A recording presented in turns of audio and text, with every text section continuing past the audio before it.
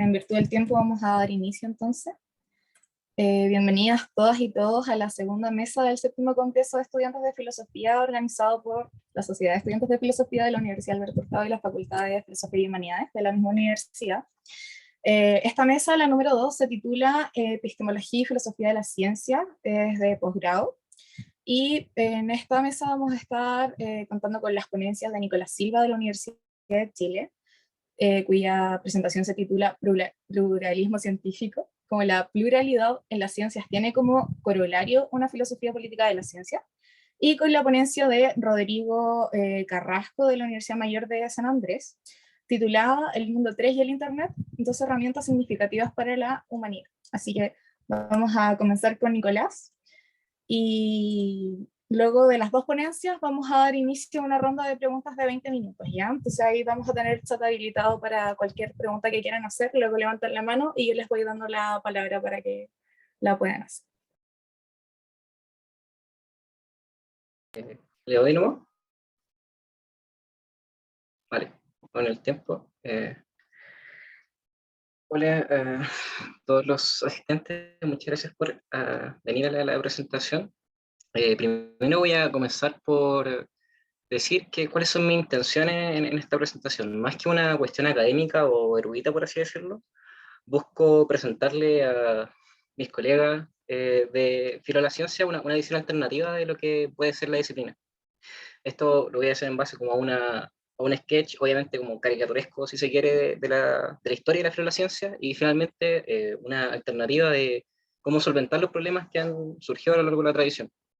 Obviamente esto no es solamente mi perspectiva como personal y idiosincrática, sino que de todas formas está en un contexto académico, en una colaboración que estoy realizando con un profesor, elaborando una forma de pluralismo científico, pero eso no se va a ver muy bien reflejado acá, y más bien me voy a preocupar de lo que le da el sentido, por así decirlo, a ese trabajo. Y ya que es una cuestión de metafilosofía de la ciencia, si se quiere, por eso le puse el subtítulo abajo de ¿qué es la filosofía de la ciencia cuando no es epistemología?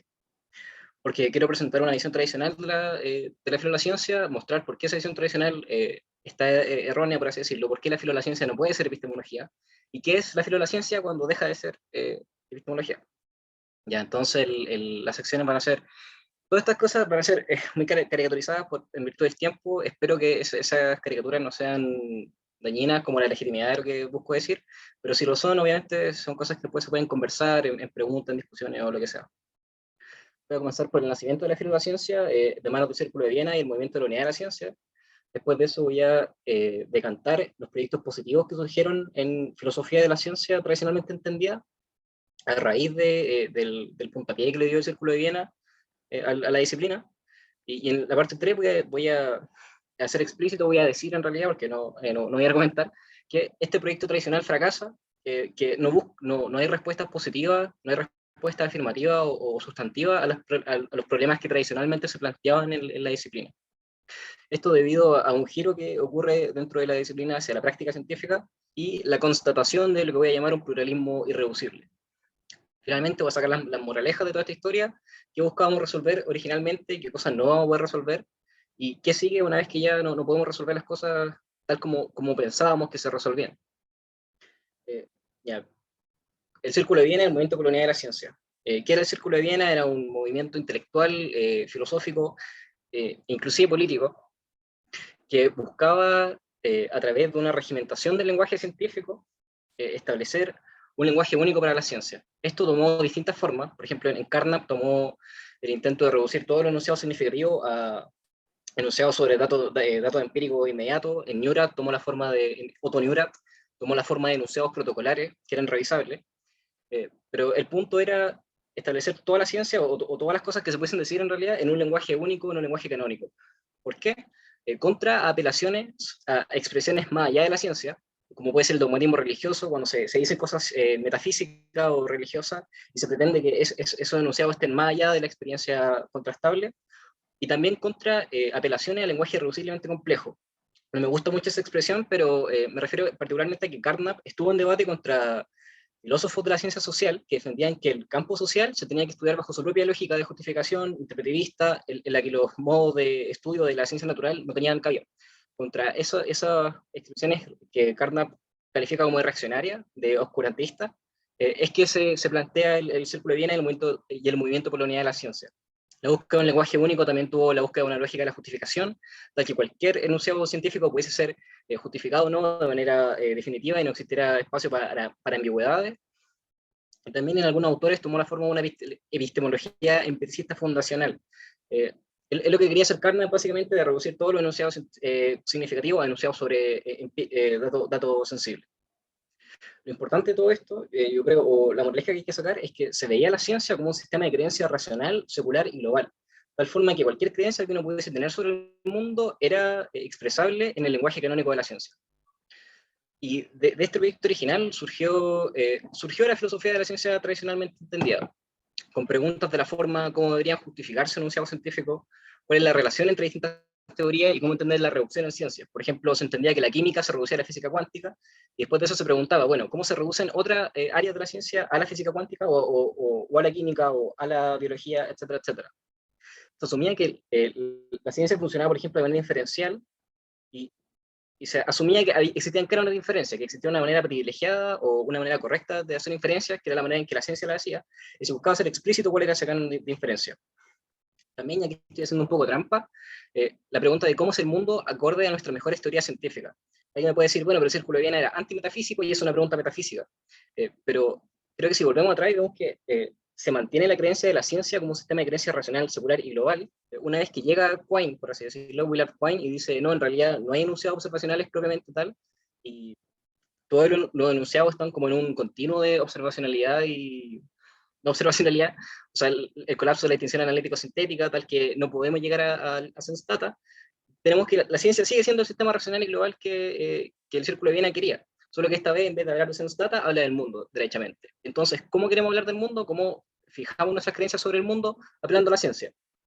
Y ya que la ciencia representa el mundo y nos dice cómo es el mundo, también buscamos preguntas de la forma, ¿cómo representa la ciencia el mundo? ¿Qué clase de relación tienen los enunciados científicos con el mundo?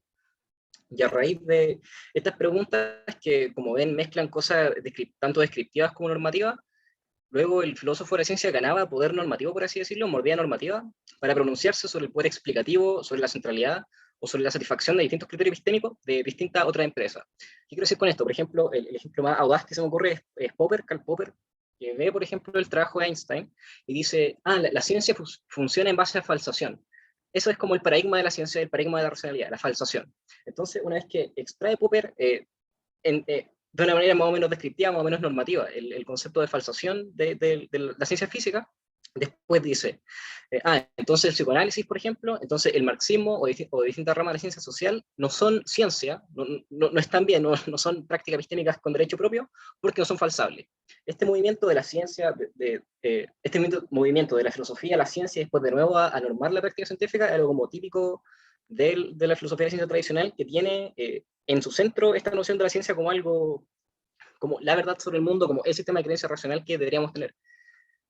Esto tiene consecuencias culturales porque todas estas preguntas, a pesar de que sean preguntas muy abiertas, asumen que la ciencia es una práctica coherente, es un sistema coherente, es algo que nos dice algo sobre el mundo con una voz unívoca, tal que cualquier cosa que podamos querer saber es en principio resolvible por la ciencia. Por ejemplo, la ciencia toma precedencia para modificar nuestras concepciones sobre el libre albedrío, sobre la autonomía, o también el pronunciamiento de la sociobiología y la psicología evolucionaria para nociones de equidad o igualdad social. Y todo esto en este contexto cultural en que la ciencia es esta cosa que nos dice verdades sobre el mundo. Sé que a algunos le va a molestar que incluya a Carl Sagan, que es un gran científico y divulgador de la ciencia, y no un filósofo, o bueno, no un filósofo entendido de manera disciplinar, pero ahí nos dice, la ciencia más que un cuerpo de conocimiento, es una manera de pensar, una manera de manera escéptica, interrogar el universo. Esta noción de la ciencia, como este cuerpo de conocimiento, esta manera de pensar, esto es finalmente como el folk, la noción folk que transcurre, o eso defendería por toda la filosofía de la ciencia tradicional. Pero, llegamos al callejón salida que nombraba al comienzo, y esto obviamente uno nunca puede marcar en filosofía bien cuándo pasan las cosas, como que no es que simplemente ya un paper que dejó la escoba y cambió las cosas, sino que siempre son cosas graduales en el tiempo, matizadas, pero aquí yo creo que vale la pena resaltar dos artículos, uno de Kuhn, objetividad, juicios de valor y elección teórica, y uno de Suppes del 78, Patrick Suppes, la pluralidad de la ciencia. Primero con Kuhn, lo que hace Kuhn es, a través de mostrar, por así decirlo, de manera tanto diacrónica como sincrónica, o sea, extendida en el tiempo, y las ciencias que conviven en un tiempo dado, entonces los criterios que son la moneda de cambio del filósofo de la ciencia, como evidencia, como adecuación empírica, como simplicidad, coherencia, como lo fructífero que puede llegar a ser una teoría, no son conceptos epistemológicos trascendentales, por así decirlo, sino que son cosas a las que apelan los científicos, pero a las que apelan de una manera tan contextual y tan contingente que no hay nada que pueda el filósofo decir a través de distintas empresas epistémicas. Por ejemplo, el juicio de valor de adecuación empírica depende a su vez de los hechos estilizados que tengamos en un campo de conocimiento. Los hechos estilizados en sociología son muy distintos a los hechos estilizados en física o en biología. Tal que lo que se va a juzgar como adecuación empírica en psicología es, por usar la expresión tan famosa, inconmensurable con lo que se utiliza como criterio de adecuación empírica en sociología o en biología. Entonces, como tenemos esta inconmensurabilidad, tenemos esta variedad empírica de cómo se utilizan ciertos conceptos y ciertos juicios de valor en distintas áreas, nos damos cuenta que no hay mucho que el filósofo pueda decir desde arriba. O sea, los científicos utilizan un montón de conceptos, utilizan un montón de lenguajes sobre el mundo, pero no hay una unicidad a todo ese uso tal que nos permita hacer una reflexión de segundo orden de manera coherente. Suppes dice algo muy parecido, solo que sin mucho análisis histórico, dice, bueno, nosotros hemos buscado el método, hemos buscado la justificación de los enunciados científicos, hemos buscado la forma en que la ciencia conoce el mundo, pero en realidad si nos vamos a leer los artículos científicos, la revista, encontramos un montón de cosas que la mayoría no la entendemos, porque las ciencias son muy esotéricas, tienen un desarrollo muy contingente, tienen intereses muy diversos. Entonces, ¿qué dijo Suppes? Bueno, vayámonos a ver qué están haciendo los científicos, vayámonos a los laboratorios, a las prácticas epistémicas concretas, y dejemos de pensar como desde el sillón sobre qué debería ser la ciencia.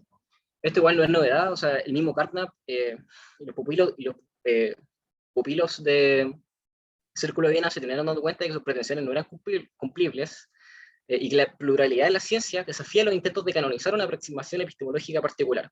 O sea, no hay mucho que pueda decirnos el filósofo sobre evidencia, etc. Es posible que la única posibilidad de trabajo del filósofo de la ciencia sea pormenorizado, de tal forma que el rol de un filósofo en la ciencia no es fácilmente distinguible de la de cualquier otro participante en la práctica.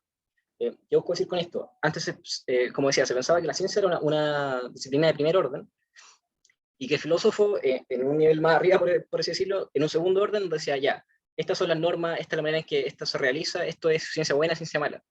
Pero finalmente, si no tenemos un campo de primer orden que sea lo suficientemente coherente, si no hay una cosa, no hay un sistema que podamos llamar, esto es la ciencia, realmente no se puede hacer no se puede hacer un discurso de segundo orden sobre algo que no tiene coherencia. Por poner el punto, existen muchas cosas blancas en el mundo, pero no tienen nada en común, por así decirlo, en virtud de la cual sean blancas. Entonces, no puede haber una ciencia de lo blanco, no puede haber una filosofía de lo blanco. Esa es como la intuición detrás de esto, de que no puede haber una filosofía de la ciencia, si la ciencia no es esta cosa coherente en primer lugar. Bueno, tomando stock, por así decirlo, de las cosas, Joseph Rawls le pone un nombre me gusta mucho a este fenómeno, que es el proyecto de legitimación. Buscamos justificar racionalmente y fuera de toda duda razonable la ciencia y sus productos. Pero no lo conseguimos, no hay una epistemología que sancione, por así decirlo, la ciencia por sobre cualquier otra práctica epistémica. Volviendo al Círculo de Viena, ellos buscaban canonizar un etos científico que sirva de antídoto al dogmatismo y que esté al servicio de una dirección racional de la sociedad. Esto es una meta y no se puede hacer otra epistemología, no podemos decir, esto es lo racional, esto es lo irracional. Así que ese problema queda abierto. También existe una meta, que era establecer la filosofía de la ciencia general como una disciplina con sus problemas y métodos propios. O sea, somos filósofos de la ciencia, nos preocupamos de los mismos problemas, nos preocupamos de esos problemas con nuestro propio método. Y eso presuponía hablar de la ciencia en todo como una práctica lo suficientemente coherente. Eso ya no se puede hacer. No hay una filosofía, no puede haber filosofía de la ciencia si no hay una ciencia en primer lugar. Y ahora, más problemas todavía, que son los problemas que tenía el Círculo de Viena originalmente, pero que no fueron solucionables a través de la epistemología, por así decirlo. Los productos de la ciencia no obedecen a un canon único de inferencia. Distintas aproximaciones científicas obedecen a distintos criterios, epistémicos y de otra clase, Y esto abre la puerta a considerar los criterios e intereses de prácticas no entendidas tradicionalmente como científicas. O sea, el miedo de Carnap de distinguir la paja del trigo, de que entraran solo las buenas prácticas y sacaran las malas, no se puede hacer a través de la epistemología, porque cuando vamos a estudiar la ciencia, cada ciencia corresponde ser estudiada en su contexto particular, en su contingencia particular, tal que no podemos hacer esta generalización para decir, no, las prácticas religiosas fuera, las prácticas científicas dentro, las prácticas metafísicas fuera, tal. No se puede hacer esa distinción porque, como intenté invitarlo a pensar en la diapositiva pasada, no hay una epistemología de la ciencia propiamente tal, no hay ciencia. Disculpa, estoy viendo el tiempo. Sorry. También el impacto de la ciencia en nuestras concepciones de mundo es algo que, a pesar de que no sea un camino único de reemplazo, sigue siendo algo que debe negociarse. ¿A qué voy con esto? Es decir, asumimos que la ciencia nos dice la verdad sobre el mundo, cualquier pregunta que pudiésemos tener era resolvible científicamente. ¿Qué somos los seres humanos? ¿Cuál es nuestro propósito? O cualquiera de esas grandes preguntas, si uno quiere, podrían ser resueltas por la ciencia. Ya no tenemos la ciencia como esta máquina de darnos respuestas verdaderas. Pero aún así, la ciencia sigue teniendo un impacto en la sociedad. O sea, la concepción darwiniana sigue teniendo un impacto en cómo nos concebimos. Las ciencias sociales siguen teniendo un impacto en cómo vamos a concebir la sociedad. ¿Y qué impacto van a tener y cómo vamos a negociar ese impacto con respecto a todas nuestras creencias? Es algo que, como la ciencia ya no es el clero, por así decirlo, del mundo moderno, debe negociarse en cada caso. Y por último, los problemas sociales de convivencia. Los problemas sociales, que son problemas de convivencia, o sea, problemas de cómo vivimos en conjunto, dado que tenemos creencias tan diversas, diagnosticados a comienzos del siglo XX, y que motivaron los proyectos del Círculo de Viena, siguen existiendo. O sea, hay gente, ahora el tema de la posverdad, por ejemplo, en el contexto de pandemia es como un tema candente, por así decirlo, o el dogmatismo, las teorías de la conspiración, el hecho de que no podamos vivir en sociedad porque creemos cosas tan diversas y pareciera que no hay una manera de ponernos de acuerdo. Eso sigue siendo un problema, eso no desapareció. Bueno, ¿y qué hacemos entonces? Y a esto va el título de la presentación, que es una filosofía política de la ciencia. Pensar políticamente las prácticas científicas. Primero, una definición de trabajo de lo político, para que no quede así como concepto ambiguo. O sea, sí, va a quedar como concepto ambiguo, pero al menos un concepto ambiguo trabajable, que es que no puedes sacar a la política de la política. ¿Qué quiero decir con esto? O sea, ¿cómo se resuelven las cuestiones políticas? No hay nada en común a las cuestiones políticas que uno diga, ya, esto se resolvió de manera política, sino que cuestiones teológicas pueden ser relevantes, cuestiones científicas, cuestiones de compasión, cuestiones de justicia, cuestiones de derecho, cuestiones de emociones, de resentimiento. Todas estas cosas pueden ser resueltas en política, o sea, pueden servir para resolver cuestiones políticas, y cómo se va a resolver un problema político no es algo que se puede determinar de antemano, sino que en el mismo proceso de llegar a acuerdo es que se van resolviendo, ya, estos son los puntos de acuerdo, desacuerdo, aquí estamos, aquí podemos avanzar, aquí no.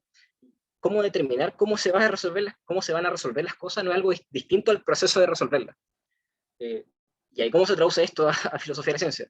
Atención a los distintos criterios de intereses, tanto epistémicos como otros, que están en juego a la hora de evaluar el rol de cierta práctica científica en la sociedad. Buscar resoluciones de conflictos nacidos a propósito de concepciones científicas, por ejemplo, lo que nombraba antes, el impacto del darwinismo en nuestras concepciones antropológicas, en base al acuerdo, y no en base a buscar una resolución correcta. O sea, tenemos nociones religiosas, científicos sociales, fisicalistas, etcétera, etcétera, en la sociedad. ¿Cómo la unamos? Bueno, hay que ver cómo llegar a acuerdos, pero no hay que pretender que alguien tenga la respuesta correcta al problema. Comprender el rol, motivaciones, etcétera, del llamado dogmatismo, buscando resolver el conflicto vivido que este representa y no buscar extirpar el error. O sea, no vamos a ser como Neurat, que cuando escuchaba algo que le encontraba como metafísico, está documentado que él gritaba metafísica, metafísica, metafísica, y no escuchaba a la persona que estaba hablando metafísica, sino que hay que ver cómo los distintos enunciados y prácticas discursivas tienen su lugar en la sociedad, a qué intereses corresponden, qué propósitos sirven, y en base a eso buscar acuerdos, o sea, pensar políticamente cómo vamos a resolver estos problemas que seguimos teniendo. O sea, para ponerle un nombre a lo que pretendo hacer, es lo que Joseph Rawls en 1997 nombra estudios culturales interdisciplinarios de las ciencias, y es parte de lo que se practica a día de hoy bajo el nombre de Science and Technology Studies y Social Studies of Science. O sea, ver la ciencia en contexto, en sociedad, o sea, me carga la frase en contexto porque siento que muchas veces es una excusa como para no decir nada. Bueno, hay que ver las cosas en contexto. Pero hay que ver las cosas en el contexto social, en el contexto material en que ocurren, en por qué ciertas formas de física, por ejemplo, surgen en Estados Unidos y no surgen en Japón, en por qué faltan ciertas ramas científicas en Latinoamérica, por ejemplo. Y a través de observar cómo las distintas prácticas conviven y se desarrollan en su contexto material, social y geográfico, vamos a poder resolver cosas que buscamos resolver, o sea, cómo vivir en sociedad, cómo unir distintas concepciones, etcétera, etcétera. Para que no quede como en el plano abstracto. Hay un libro de 2014 de Helen Longino que es como un ejemplo de lo que de la imagen que quiero darle, que ella estudia o presenta distintas formas de estudiar el comportamiento humano de la perspectiva de los genes, de la perspectiva social, ambiental, de la perspectiva de genes más estudios ambientales o ecológicos, y muestra cómo estas distintas aproximaciones conviven, qué contexto material es necesario para estudiar una o la otra, y cómo todas estas concepciones de estudiar el comportamiento humano conviven a su vez con nociones políticas de igualdad social, por ejemplo, o de equidad de género. Un clásico de esta clase de estudio, y aquí lo pongo como base provocador nomás, porque sé que Bruno Latour no tiene una muy buena fama en filo de la ciencia, es el dame un laboratorio y levantar el mundo. Donde Bruno Latour dice, o estudia el contexto del nacimiento de la bacteriología y de cómo la sociedad francesa y los intereses de los granjeros y el gobierno francés se aunaron, por así decirlo, para permitir que la microbiología surgiera como una rama científica, no son meramente preguntas de epistemología, de ya, cómo llegamos a conocer los microorganismos, sino preguntas concretas de cómo llegamos a conocer el microorganismo y cómo es posible esa práctica epistémica. Y con eso concluyo la presentación.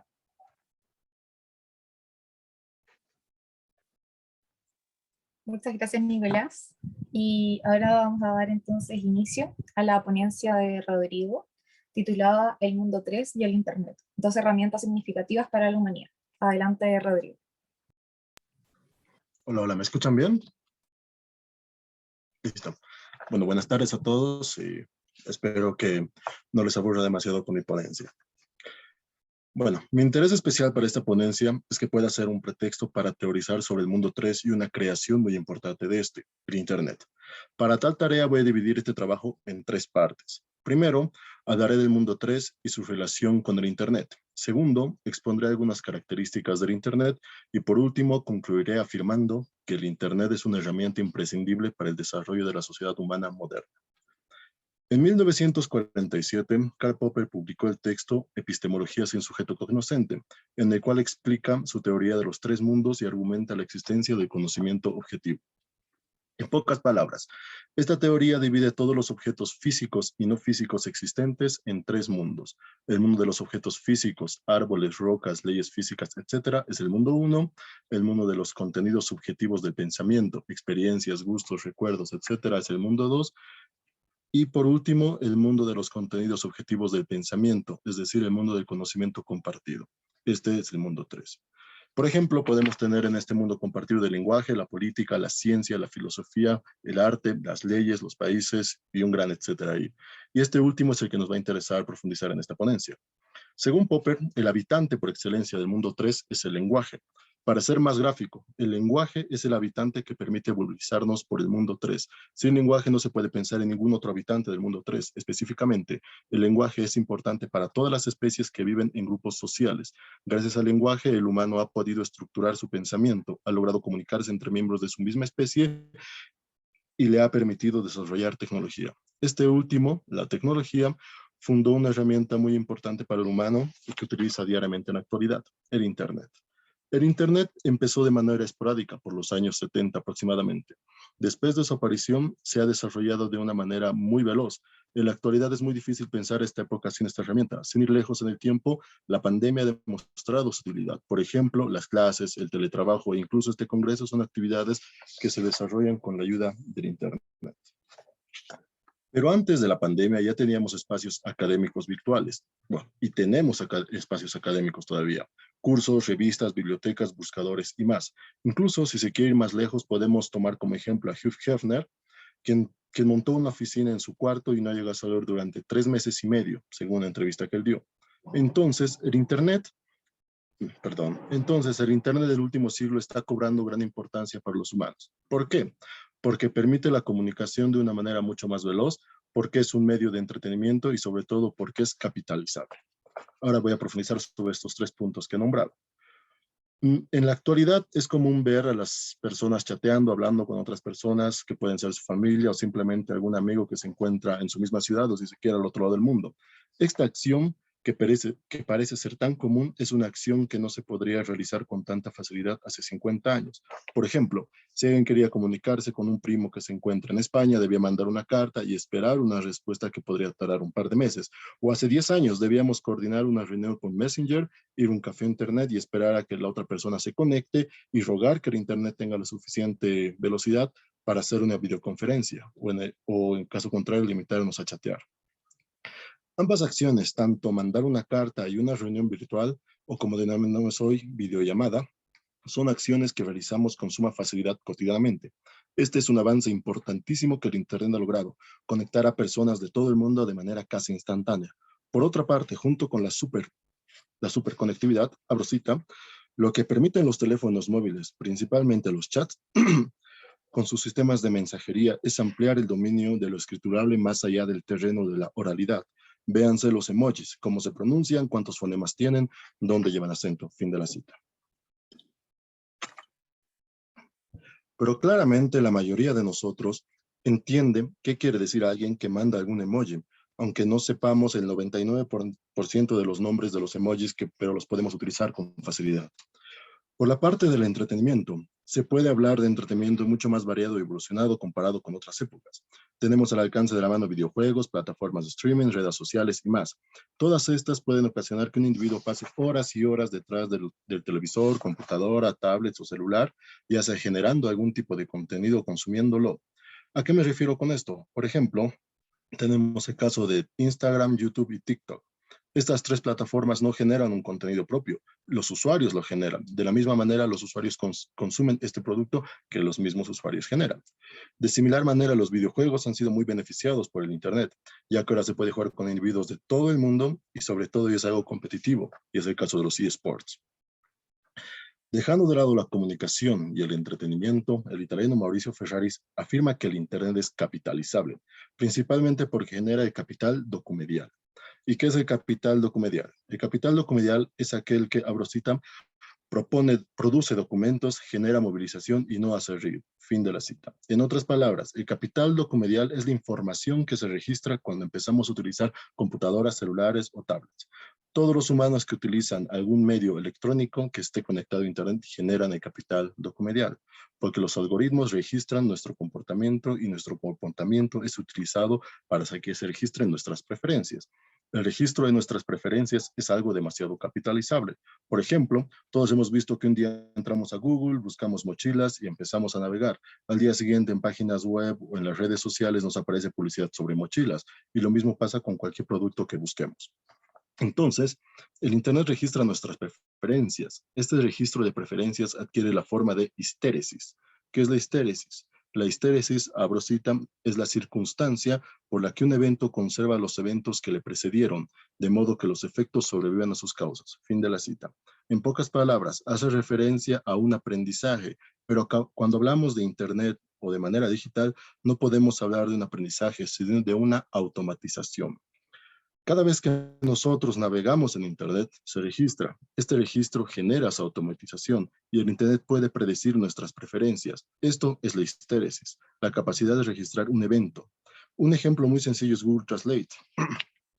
Cuando queremos hacer una traducción sencilla, en algunos casos aparece un icono que si hacemos clic dice revisada por colaboradores. Es decir, que algunos humanos se tomaron el tiempo de perfeccionar esa traducción gratis.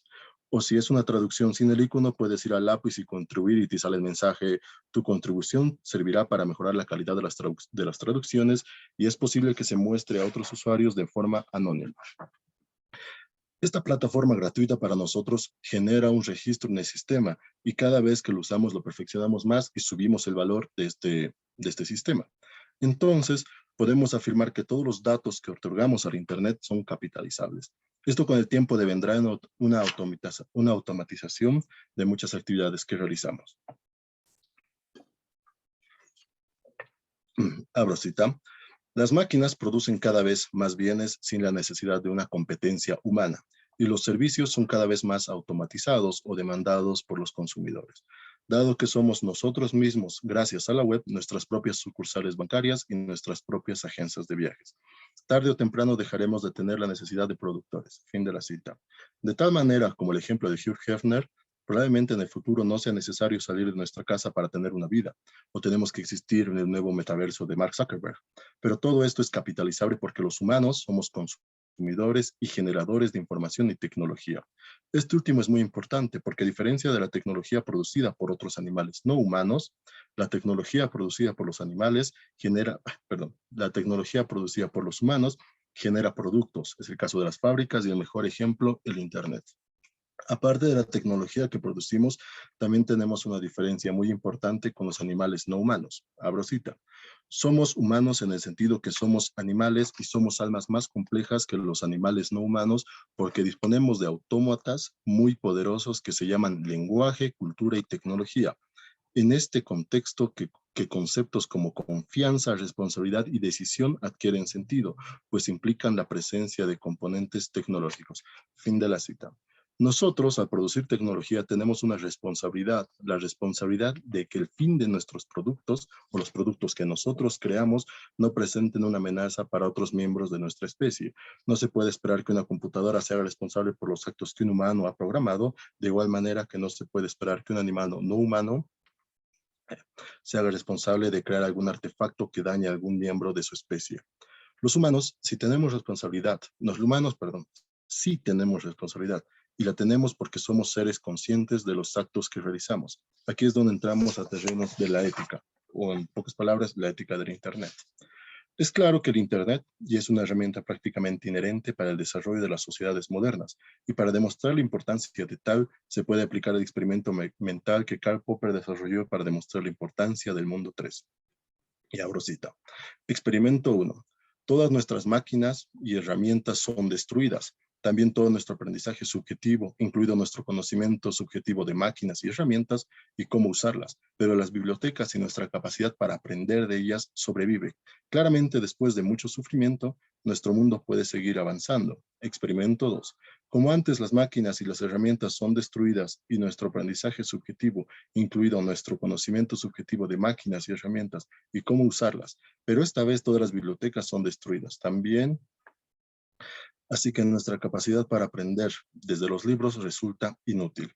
Forzando un poco el experimento mental de Popper, me atrevo a reemplazar el término de bibliotecas por Internet, porque casi todos los libros podemos encontrarlos en esta plataforma y en algunos casos piratearlos. Así que digamos que tenemos acceso a bibliotecas casi infinitas. Aunque aparentemente caiga una contradicción porque Popper indica afirmando que las máquinas y herramientas son destruidas, pero creo que el punto ha quedado demostrado. Por otra parte, remitiéndome nuevamente a la pandemia, se puede ver una aplicación del Internet en países como China, Japón, Singapur y Corea del Sur. Estos 4 países lograron tener un control mayor sobre el brote gracias a la vigilancia digital, porque en estos países existe una especie de soberanía digital. En palabras de Byung-Chul Han, la individualidad no se encuentra en la mentalidad de los individuos, ni siquiera se puede decir que es un privilegio de clase, simplemente es inexistente. El individuo no piensa en una esfera individual, es convertido a una porción de su conjunto, se encuentra reducido a un instrumento de producción, en otras palabras, está instrumentalizado. Esta gran maquinaria de trabajo, es el caso de China, los individuos son cosificados y reducidos al nivel de un engranaje, sin el cual la perfecta máquina no puede trabajar. Pero estas medidas de control extremo e instrumentalización de los individuos en comparación con otros países y continentes ha tenido una respuesta mucho más rápida y eficiente al momento de controlar el brote. Este ejemplo de China y los otros 3 países sí demuestra la efectividad del Internet, pero al costo de perder la individualidad. Con este ejemplo pretendo dar pie a que la superconectividad puede llevar a convertir a todos en un conjunto, arrebatando la privacidad. En este caso pienso que es un punto en contra del Internet. Por otra parte, el registro de preferencias de un usuario también parece una idea un tanto reduccionista del comportamiento humano, porque claramente cada ser humano es mucho más complejo y su comportamiento no puede ser predicho. Para aclarar esto, remitámonos a la novela policíaca del perfil de Joshua, del alemán Sebastian Fitzek. Para aclarar, perdón, en esta se describe que la policía ha desarrollado un sistema informático, algoritmos que predice qué persona tiene el perfil criminal o está a punto de cometer un crimen. De tal manera llegan a arrestar a Joshua que es un escritor el cual tiene en su mente escribir una novela sobre crímenes y está buscando contenido de internet sobre ese tema. Entonces el sistema ve a Joshua como sospechoso y manda a que lo arresten. Como se puede apreciar con este ejemplo, la conducta humana es demasiado compleja para intentar reducirla a algoritmos. Incluso según Marcus Gabriel, no se puede reducir al humano a simplemente su cerebro. Es decir, nosotros somos mucho más complejos que un algoritmo e incluso nuestro cerebro. Sin embargo, creo yo que todavía falta tiempo para que algo similar a la novela de Fitzek llegue a concretarse, sea por falta de dinero o porque existirán grandes grupos luchando por preservar sus derechos, principalmente el derecho a la privacidad. Por último, las grandes expectativas del humano para intentar ligarse al cibermundo se pueden apreciar en películas tales como Lucy o Chappie, pero esto parece estar más cerca que lejos gracias a lo que he anunciado anteriormente con Mark Zuckerberg. Sin embargo, abro cita, las nuevas tecnologías no han acelerado nuestros ritmos vitales ni nos han vuelto mucho más estúpidos, simplemente han amplificado unas estructuras y dinámicas sociales típicas del ser humano. Gracias.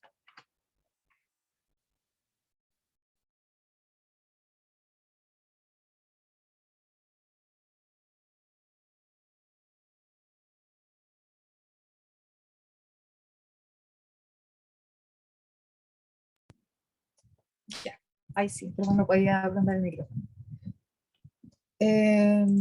Muchas gracias por tu presentación, Rodrigo. Terminaste, ¿cierto? Sí, está ahí con el micrófono apagado. Ya. Entonces damos inicio a una ronda de preguntas. Por ahí Nicolás levantó la mano. Si tienes alguna pregunta que hacerle a Rodrigo. Muchas gracias por la presentación, estuvo muy estimulante. Y antes de hacer la pregunta, quería ver si había entendido bien lo del experimento mental, porque depende de eso. O sea, si lo entendí mal, no tengo la pregunta, y si lo entendí bien, tengo la pregunta. El experimento mental era que desaparece, o sea, perdemos nuestro conocimiento subjetivo, pero los libros, etcétera, etcétera, o Internet como reemplazo a los libros, queda ahí, por así decirlo. Entonces, y eso representaría el mundo 3. Tal que, aunque perdamos todo nuestro conocimiento subjetivo, si queda un registro material del mundo 3, podemos volver a aprender las cosas que habíamos aprendido antes. ¿Eso era el experimento mental? Sí, o sea, podemos reaprender. Digamos que hay una amnesia colectiva, ¿ok? Todos nos olvidamos, pero hay el Internet y sabemos navegar todavía, ¿no? Somos los niños del chip. Entonces entramos y empezamos a leer los libros que queramos, o empezamos a curiosear y lógicamente después de unas cuantas décadas vamos a volver a iniciar desde donde nos hemos quedado. En el segundo caso, todo desaparece, entonces todo tiene que volver a ser redescubierto. Yeah. Entonces, creo que entendí bien, y ahora viene mi pregunta. Eh, es que hago una analogía con el, perdón, voy a compartir pantalla para que la duda quede aún más expresamente hecha. El Kipu. El Kipu es un sistema de contabilidad que utilizan los incas. Y hasta día de hoy no sabemos muy bien cómo funciona. O sea, hay muchas hipótesis, teorías sobre cómo llegaban a manejar los Kipus para el tema de la contabilidad, pero en verdad no sabemos muy bien cómo lo ocupan. Y ¿por qué hago la analogía? Porque tenemos el sistema de notación matemático, por ejemplo, del cálculo infinitesimal. Tenemos la notación en relación a, sea, microbiología, a física cuántica, a todas las prácticas víctimas que tenemos. Eh, pero sin el uso que le damos nosotros, por así decirlo, como comunidades humanas vivientes que mueren y viven y tienen afecto, etcétera, etcétera, finalmente, si perdemos todo el conocimiento subjetivo de todas las prácticas, yo creo que veríamos el cálculo infinitesimal como ahora vemos el Kipu, que vemos el Kipu, vemos un sistema de notación que sabemos que cumple algún sentido, algún objetivo, pero no sabemos cuál porque perdimos la tradición vivida como en términos de prácticas concretas que le daba la vida y le daba el sentido a la práctica del Kipu.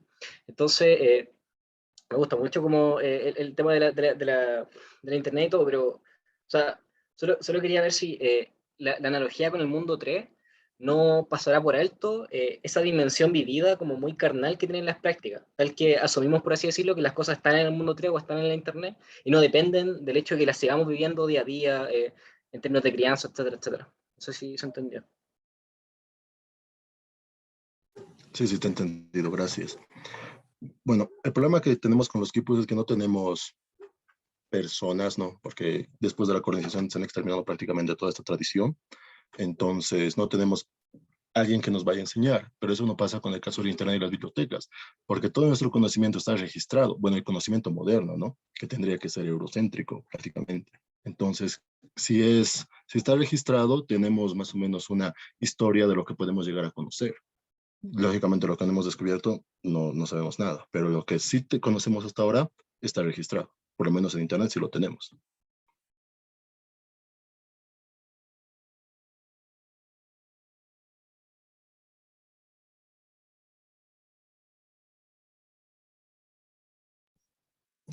Ya. Bueno, gracias ahí por la pregunta de Nicolás.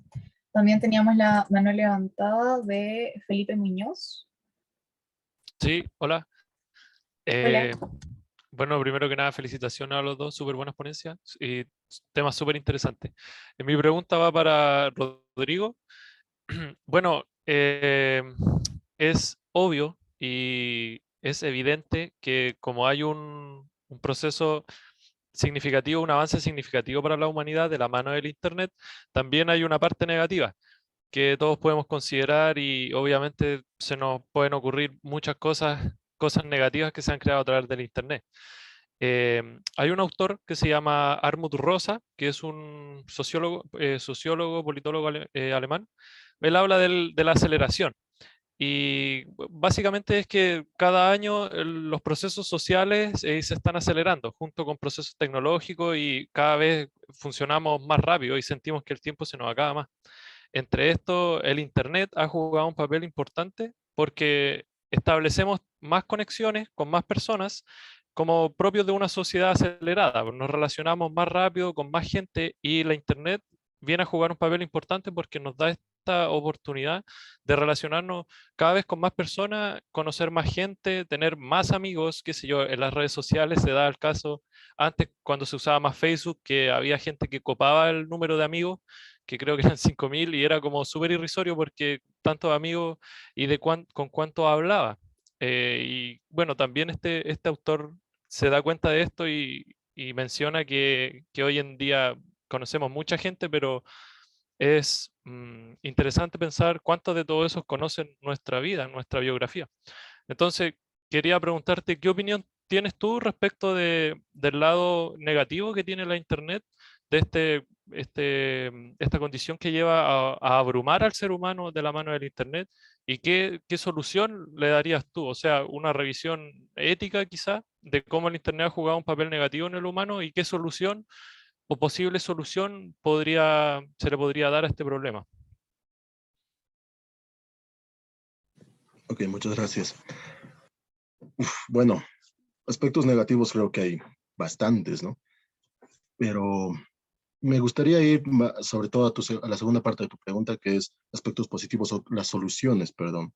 Y tal vez podemos ir al texto de Marcos Gabriel, que es uno sacado recién, que se llama Ética para tiempos oscuros, o algo así, no estoy parafraseando, no me acuerdo el título, y habla sobre, lógicamente, él cree, igual que nosotros, no sé si todos creen lo mismo que yo, que no existen valores morales objetivos, que todo es relativo prácticamente con esto de la posmodernidad.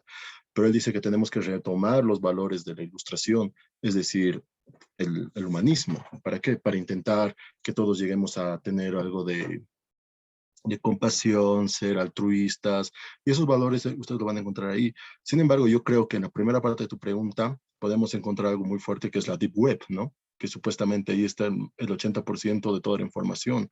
Y honestamente yo no he entrado, pero sí he escuchado muchas cosas que son, a través se puede encontrar pornografía, se puede encontrar, incluso con Telegram yo creo que puedes encontrar esas cosas, porque sé que está conectado en cierto punto. Pero lo que yo respondería es que retomemos los valores de un principio, según Marcos Gabriel, de la ilustración, para intentar encontrar un nuevo camino para la humanidad, ¿no? Un camino más altruista y no tanto del egoísmo. Sí, me parece súper interesante. Es y puede ser una buena postura. Ahora, ¿qué opinas tú de una postura más política, ideológica, hegemónica que establezca un gobierno, por ejemplo, un gobierno o que los ciudadanos se rebelen, se agrupen y se rebelen en contra de esto? Por ejemplo, te pongo dos casos. Número uno, Donald Trump y la prohibición de TikTok en Estados Unidos que quería eliminarlo a sus ciudadanos. Y el segundo caso, el crédito social en China. El crédito social es un sistema de puntos en el que tú por el cual haciendo buenas acciones en China, donando sangre, por ejemplo, o haciendo alguna buena actividad, te lo reconocen y te dan puntos. Y si tú llegas, por ejemplo, a 500 puntos, tienes beneficios. Es básicamente como un sistema de puntos que vemos en, qué sé yo, en Falabella, y después acumulas puntos por compra y los canjeas. En China pasa lo mismo, pero es una cuestión social que el gobierno lo estableció. Y de la misma manera, si te pillan hablando mal del gobierno o te pasan un parte, pierdes puntos. Entonces, hay dos aspectos. Por un lado, se le puede dar solución a todo este problema a la Internet simplemente con que un gobierno como el de Donald Trump diga se prohíbe tal cosa para este país. Idealmente, mundialmente sería bueno prohibir la Deep Web en todo el mundo, pero quizá si hablamos de un puro país, quizá un gobernante podría proponer acabar con toda esta área negativa que está produciendo el Internet. Y por el otro lado, bueno, como lo ha hecho China, porque también China le prohibió a los estudiantes jugar más de 2 horas a la semana. Entonces también ahí hay como unas medidas regulatorias al Internet desde un mismo gobierno. Y quizá otra posible solución sería que todos los ciudadanos se agruparan y se rebelaran en contra de esto, como podría ser un caso en China, porque en China el gobierno de China se está sirviendo del Internet, pero China no creó el Internet. Se está sirviendo del Internet para implementar este crédito social, pero ¿qué pasa si todos los ciudadanos se agrupan y dicen no usamos más el Internet? Porque es una cuestión que se le escapa de las manos a China porque el Internet está en todo el mundo, entonces al gobierno de China. Entonces si ellos dijeran no queremos usar más el Internet y queremos vivir de otra manera, también podría ser quizá una posible solución a todo este problema. No sé qué opinas tú. Ok, ok. Creo que eso ya es un poco más complicado lo que me dices. Pero, por ejemplo, yo creo mucho que el Internet ha ayudado con la hiperconectividad, ¿no? Eso también postula Harari en un texto, tal vez muchos lo han leído, Sapiens, su texto más famoso, si no me equivoco, que gracias a los, ¿cómo no es entes inventados, es a la realidad imaginada, nosotros podemos eliminar ciertas barreras, ¿no? Y esa realidad imaginaria es lo que yo hago un nexo con el mundo 3 de Popper. Ahora yo estoy haciendo el nexo del mundo 3 de Popper con el Internet, porque el Internet nos permite estar conectados, súper conectados, ¿no? Por ejemplo, este es el mejor ejemplo, según yo, porque tendríamos que estar, bueno, yo estoy en Bolivia, ¿no? Ustedes están en Chile, tendría que yo viajar hasta Chile, sentarme en la universidad, que honestamente no sé en qué parte exactamente está, y tendríamos que estar hablando de frente, cosas que el Internet nos permite. Entonces, políticamente hablando, creo que a mí no me gusta mucho la política, no voy a mentir, o sea, no me gusta teorizar sobre política porque es un tema, yo veo la política mucho como un juego de niños, ¿no? Que personas quieren el poder, pierden el poder, va a la otra persona, entonces no me gusta teorizar mucho sobre eso y me interesa más el campo de la epistemología. Pero, por ejemplo, yo creo que, por ejemplo, si no me equivoco, hace 2 años o el año pasado, cuando Trump hablaba de las elecciones de Estados Unidos, lo han censurado, ¿no? Lo han censurado en Facebook, lo han censurado en Twitter, y yo creo que ni Twitter ni Facebook debían haber censurado a un político, porque son cosas que han pasado también en Bolivia, por ejemplo, el 2019 con lo de Evo Morales, y ha habido como, unos dicen golpe de Estado, otros dicen fraude, y ahí no ha habido censura por ningún lado. Entonces yo pienso que el Internet o las grandes redes sociales están limitando ciertas cosas, pero a los países que a ellos más les importan, ¿no? A los países grandes. Por ejemplo, aquí no pasó nada de eso y no creo que pase alguna vez porque bajo mi criterio no creo que les importe que un país de tercer mundo se estén sacando la mugre, ¿no? Perdón por el término. Ahora bien, sobre que los países adopten políticas sobre Internet, creo que todos los países adoptan, ¿no? Si no me equivoco, en Alemania y tal vez Inés me puede ayudar con eso, limitan la velocidad del Internet. No puedes tener más de cierta velocidad en tu país, en tu casa, y las velocidades más altas del Internet son para las empresas grandes. ¿Por qué? Porque tú no necesitas tener un Internet de 300 megas en tu casa, ¿no? Yo creo que eso depende de también cómo se manejan las políticas y cada país será muy diferente en eso y no podría dar una respuesta a tu pregunta concretamente. No, pero aún así se entiende la idea. Muchas gracias por responder. Muchas gracias, Felipe, por tu pregunta. En el chat, Camilo Esquinone pregunta para Nicolás. ¿Puede una política de la ciencia ser beneficiosa o ser un factor que nos juega en contra? Sí. Camilo va a desambiguar un poco su pregunta y después contesto.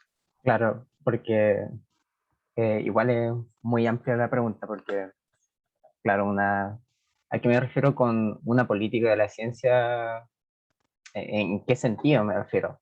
Eh, bueno, yo me refiero así como en un sentido en que la, el pilar fundamental así de la ideología de dicha política es una basada enteramente en la ciencia. Me explico, así como por ejemplo, vemos el caso de el nazismo alemán, que era a grandes rasgos, aparte de ser una ideología bien horrenda y todo eso, era una ideología que tenía un gran enfoque basado en la ciencia. O sea, ellos en plan así como de seguir así como la raza ideal y todo eso, empezaron a hacer experimentos sobre genética, se adentraron justamente harto en la área de la biología para poder investigar sobre estas cosas, y incluso, no sé, yendo a lo más extraordinario, había casos, no sé, por ejemplo, de que los nazis están estudiando cosas como bien esotéricos, ocultas, pero a eso me refiero más con mi pregunta, así como, ¿cómo puede una política de la ciencia beneficiarnos a nosotros, así como en un sentido de progreso y de poder seguir adelante? O sea, ahí va mi pregunta. Espero que se entienda. Sí, creo que en política de la ciencia te referías como una política basada en la ciencia, o sea, como una ideología basada en la ciencia, ideología política basada en la ciencia. Como para allá iba yo, ¿no? Claro. Sí, porque eso, por Claro. ejemplo, el nazismo. Vale. Eh, yo creo que esa clase de movimiento, como esa clase de arrogación de mi política o mi ideología está basada en la ciencia, es precisamente la clase de cosas que me gustaría como atacar con este como cambio de enfoque de filo de la ciencia que voy. Que por ejemplo, Konrad Lorenz, un Nobel de medicina, no sé bien en qué leer el Nobel, creo que en medicina, el padre de la etología moderna, fue nazi durante muchos años, después en su vejez se arrepintió, dijo no, disculpen, pero el loco escribía textos eugenésicos para los nazis y pretendía basar como una percepción nazista del mundo en su trabajo etológico. Para los que no conozcan a Konrad Lorenz, es un etólogo que tiene una foto muy famosa donde lo sigue una familia de patos. El tipo como que nacieron unos patos y lo engañó de una forma y lo siguieron durante muchos años. Esa es como la imagen célebre de Konrad Lorenz. El punto es que esta clase yo diría, no sé cómo calificarla, como ilusiones, como de, bueno, estoy basando mi pensamiento en verdad en pura ciencia y estoy siendo científico, se basa en esta imagen recibida de la ciencia, donde la ciencia es como este cuerpo de conocimiento, esta forma de conocer el mundo, tal que si eres científico va a llegar a la verdad sobre el mundo tal como es, porque no hay cuestiones contingentes o empíricas de por medio. Eh, y por eso yo diría que, como ya tu pregunta más en concreto, sería algo que nos juega absolutamente en contra, porque creer que es posible siquiera basar una política en la ciencia es caer en esta ilusión de que escapamos, por así decirlo, de nuestra situación contingente. Decimos, mira, yo simplemente tengo idea en base a evidencia, yo simplemente tengo idea en base a lo que me dice la ciencia y la ciencia está en lo correcto. Y lo que busco hacer con este cambio de enfoque y decir, no, en verdad la ciencia está en un contexto material, en un contexto social, y a pesar de que sean cosas desagradables, por así decirlo, o sea, obviamente no es agradable pensar que nuestras concepciones científicas están manchadas, por así decirlo, influidas por nociones racistas o nociones sexistas, por ejemplo.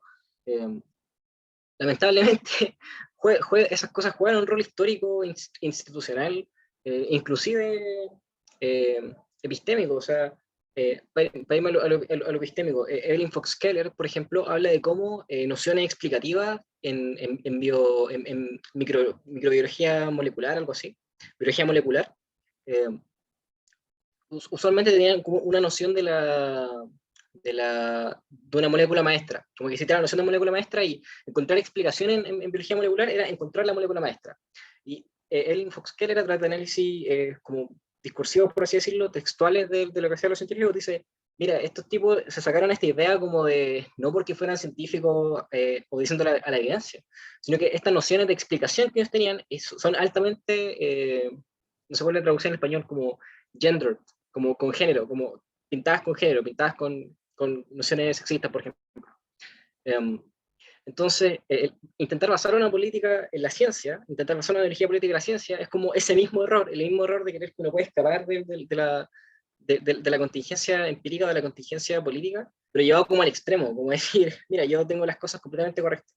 Así que no me parece algo terrible, o sea, algo que si alguien te dice algo así, tú dile no, o sea, terrible. Eso, no creo que haya espacio para decir que puede ser beneficioso, porque yo creo que es falsa conciencia al fin y al cabo, como ponerse en el pedestal de no, yo creo en base a la evidencia, yo creo en base a la ciencia, y en realidad yo creo que tenemos que admitir todos nosotros que no sabemos por qué creemos las cosas que creemos en realidad, o sea, por qué estoy acá, por qué estoy dando esa presentación de filosofía, o sea, y hay que estar abierto como a esa contingencia de las cosas que decimos, que no estamos seguros de lo que hablamos en realidad. Sí. Creo que esa es una respuesta. Muchas gracias. Muchas gracias. Si no hay más preguntas, yo creo que damos por finalizada la mesa de hoy.